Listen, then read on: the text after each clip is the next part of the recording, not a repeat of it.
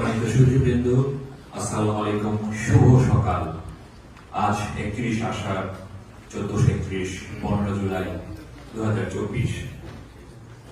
বার্ষিক কর্মসম্পদ চুক্তি স্বাক্ষর এবং এপিএ ও শুদ্ধাচার পুরস্কার প্রদান অনুষ্ঠান 2024-এ আপনাদের সকলকে স্বাগত জানাচ্ছি।